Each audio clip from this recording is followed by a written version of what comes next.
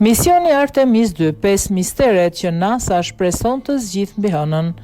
Programi Artemis 2 nuk synon thjesht rikthimin e njerëzve në satelitin e Tokës, por zgjidhjen e pyetjeve që kanë mbetur pezull për gjysmë shekulli. Për dekada kemi supozuar se hëna ishte një peizazh i vdekur dhe pa ujë, por misionet robotike kanë dëshmuar të kundërtën.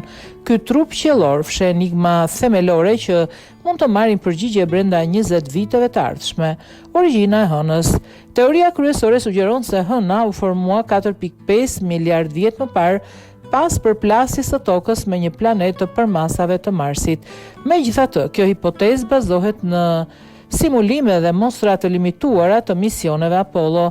Artemis 2 synon të analizojë shkëmbinj të paprekur dhe fragmente të mantelit të nxjerra nga krateret e thella duke rindërtuar kronologjinë e saktë të oqeanit të lashtë të magmës. Misteri i ujit. Dikur besoi se hëna ishte tërësisht e thatë. Sot dihet se krateret në polin jugor të zhytur në hijet përhershme bajnakull. Pyetja kryesore është sasia dhe forma e tij.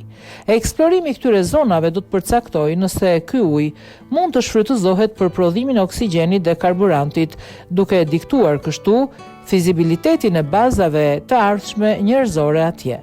Brendësia e panjohur. Struktura e brendshme e hënës mbetet një pikë e verbër, ndonse misionet e hershme zbuluan tërmete hënore të dhënat janë të kufizuara vetëm në një rajon. Një pranie qëndrueshme do të mundësonte instalimin e një rjeti global sismometrash, duke krijuar një hartë të saktë të bërthamës, mantelit dhe shpërndarjes së nxehtësisë së mbetur. Dy fytyrat e hënës.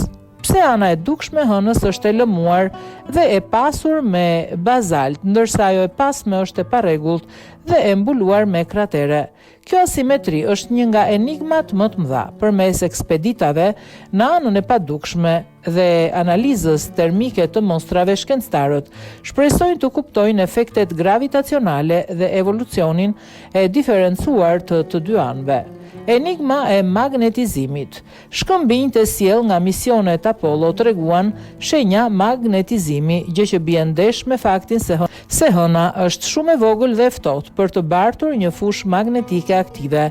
Me mostra të reja dhe matje precize në rajone të ndryshme, Artemis 2 mund të sqarojë forcën dhe kozgjatjen në fushës magnetike që dikur mbronte satelitin e Tokës. Përtej këtyre pikave, hëna sot shërben si laborator për të ardhmen. Suksesi i këtij programi nuk do të ndryshoj vetëm kuptimin ton për botët shkëmbore, por do të shënoj fillimin e një faze të re ku njeriu nuk është më thjesht vizitor, por banor i hapësirës. Me mjetet e duhura dhe duart plot me gur hëne, jemi më afër se kur përgjigjeve që kemi kërkuar për 50 vjet.